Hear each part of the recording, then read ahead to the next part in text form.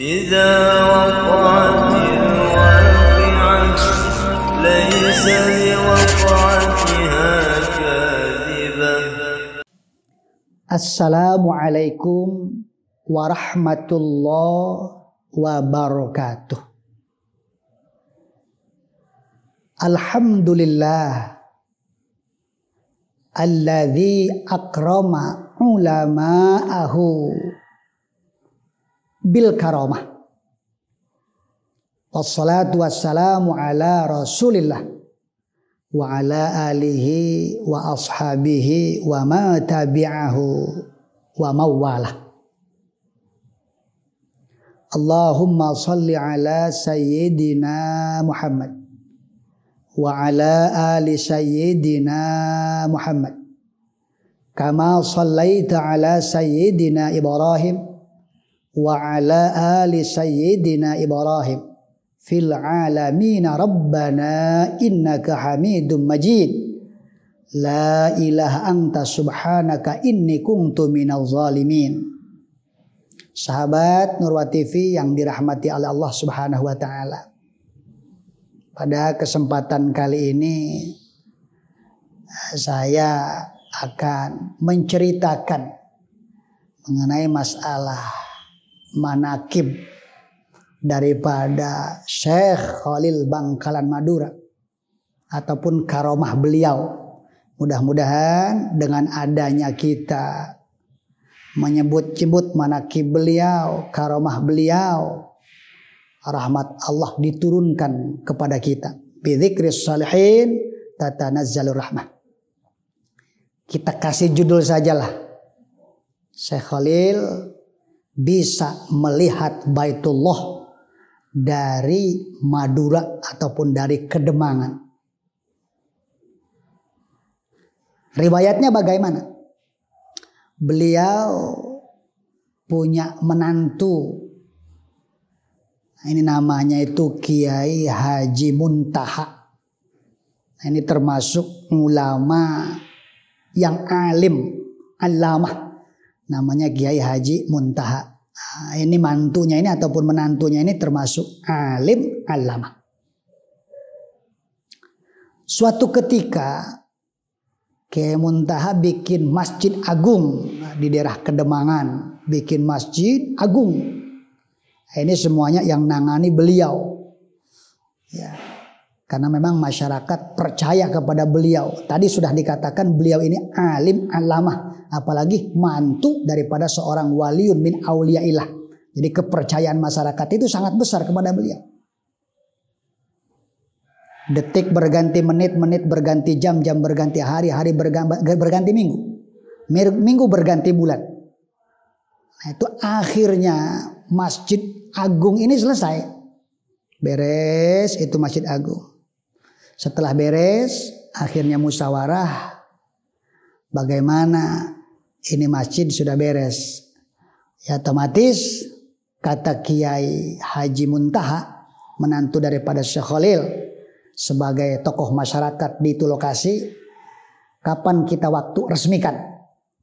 Nah, mau mengadakan peresmian masjid. Sebelum itu masjid diresmikan oleh Kiai Muntaha berikut masyarakat sekitar, akhirnya terdengarlah informasi. Ataupun mungkin Kiai Muntaha datang kepada Kiai Khalil sebagai mertua. Inilah akhlak seorang menantu yang sangat luar biasa. Datang ke Kiai Khalil supaya mungkin hadir pas waktunya. Cuma sebelum hari H, artinya sebelum diadakan yang namanya tasyakuran ataupun selamatan itu masjid agung, Syekh Khalil datang. Artinya sebelum diresmikan Syekh Khalil datang. Jadi Syekh Khalil datang ini bukan pas waktu peresmian, tapi sebelum peresmian. Setelah datang ke lokasi sambil menggandeng menantunya Kiai Haji Muntaha, Syekh Khalil lihat-lihat tuh masjid tuh yang sudah beres, yang mau diresmikan. Akhirnya Syekh Khalil ngomong sama Kiai Muntaha, Ji, kalau bahasa kita, ataupun mungkin dipanggil namanya secara langsung, wajarlah mertua. Ini masjid Ini agak mencong. Nah, ini masjid agak mencong. Ini terlalu ke kanan kata Syekh Khalil. Terlalu ke kanan. Mencongnya ini luar biasa ini. Kata Syekh Khalil. Kata Kiai Muntaha, enggak lah bah. Karena mungkin ngerasa alim, alama itu yang pertama. Dan yang kedua juga melalui mungkin istikharah ataupun melalui alat-alat yang lain. Ada yang pandoman mungkin. Makanya Kiai Muntaha tetap saja tuh. Enggak bah. Kata Syekh Khalil mencong ini. Enggak bah, mencong. Akhirnya terjadilah perdebatan antara seorang menantu dan seorang mertua. Singkat daripada sebuah riwayat, tangan Kiai Muntaha dipegang sama Syekh Khalil, dibawa ke dalam masjid, tepatnya di depan pengimaman. Akhirnya Syekh Khalil ambil kayu, ya, kayu ataupun mungkin tongkat. Itu kayu yang dipegang sama Syekh Khalil dimasukkan ke dinding pengimaman. Setelah ditojos itu dinding pengimaman luar biasa. Bolong, tembus. Akhirnya Syekh Khalil merintah ataupun memerintah menantunya Kiai Muntaha suruh melihat dinding yang bolong yang ada di pengimaman. Akhirnya Kiai Muntaha ngikutin perintah mertua. Beliau deketin tuh bolongan yang ada di dinding itu, ya, yang ada di pengimaman. Setelah beliau lihat, ternyata subhanallah. Yang beliau lihat itu di belakang dinding itu Baitullah. Akhirnya beliau mundur lagi. Apa betul nih?